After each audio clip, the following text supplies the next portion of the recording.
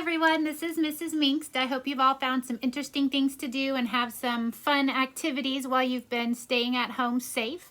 I'm going to read you a book that I found in our here at our house that was a special one for our family, and it seems appropriate for the season. It's The Tale of Peter Rabbit by Beatrix Potter.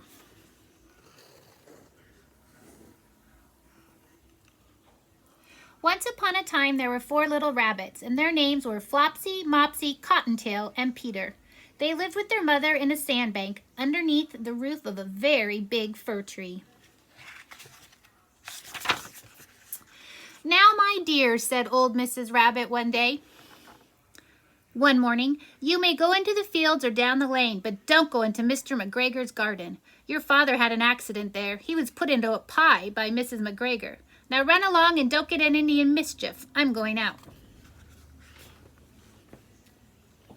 Then old Mrs. Rabbit took a basket and her umbrella and went through the wood to the baker's. She bought a loaf of brown bread and 5 currant buns.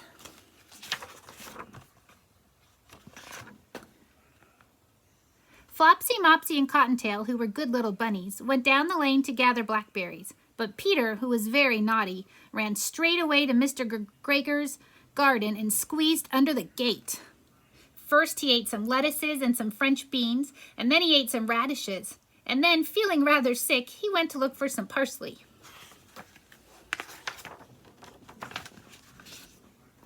But round the end of a cucumber frame, whom should he meet but Mr. McGregor? Mr. McGregor was on his hands and knees planting out young cabbages, but he jumped up and ran after Peter, waving a rake and calling out, "Stop, thief!" Peter was most dreadfully frightened. He rushed all over the garden, for he had forgotten the way back to the gate. He lost one of his shoes among the cabbages, and the other shoe amongst the potatoes, and after losing them, he ran on 4 legs and went faster, so that he might have gotten away altogether if he had not unfortunately run into a gooseberry nut and got caught by the large buttons on his jacket. It was the blue jacket with brass buttons, quite new.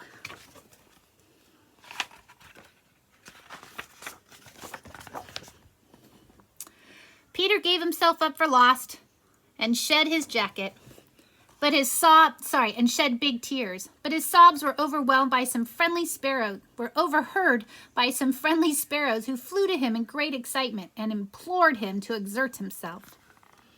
Mr. McGregor came up with a sieve, which he intended to pop upon the top of Peter. But Peter wriggled out of it just in time, leaving his jacket behind, and rushed into the tool shed and jumped into a can. It would have been a beautiful thing to hide in if it had not had so much water in it. Mr. McGregor was quite sure that Peter was somewhere in the tool shed, perhaps hidden underneath the flower pot. He began to turn them over carefully, looking under each one. Presently, Peter sneezed, "Kerchoo!" Mr. McGregor was after him in no time and tried to put his foot upon Peter, who jumped out of a window, upsetting 3 plants. The window was too small for Mr. McGregor, and he was tired of running after Peter. He went back to his work. Peter sat down to rest. He was out of breath and trembling with fright, and he had not the least idea which way to go. Also, he was very damp with sitting in that can. After a time, he began to wander about, going lippity-lippity, not very fast, and looking all around. He found a door in a wall, but it was locked, and there was no room for a fat little rabbit to squeeze underneath. An old mouse was running in and out over the stone doorstep, carrying peas and beans to her family in the wood. Peter asked her the way to the gate, but she had such a large pea in her mouth that she could not answer. She only shook her head at him. Peter began to cry. Then he tried to find his way straight across the garden, but he became more and more puzzled. Presently he came to a pond where Mr. McGregor filled his water cans. A white cat was staring at some goldfish.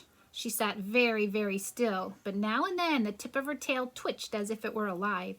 Peter thought it best to go away without speaking to her. He had heard about cats from his cousin, little Benjamin Bunny. He went back toward the tool shed, but suddenly, quite close to him, he heard the noise of a hoe. Scritch, scratch, scritch, scratch, scritch. Peter scuttered underneath some bushes. But presently, as nothing happened, he came out and climbed upon a wheelbarrow and peeped over. The first thing he saw was Mr. McGregor hoeing onions. His back was turned towards Peter, and beyond him was the gate. Peter got down very quietly off of the wheelbarrow and started running as fast as he could along a straight walk behind some black currant bushes.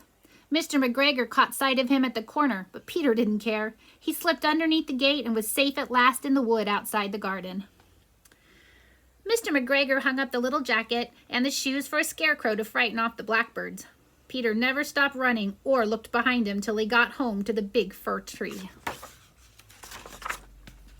He was so tired that he flopped down upon the nice soft sand on the floor of the rabbit hole and shut his eyes. His mother was busy cooking. She wondered what he had done with his clothes. It was the second little jacket and pair of shoes that Peter had lost in a fortnight.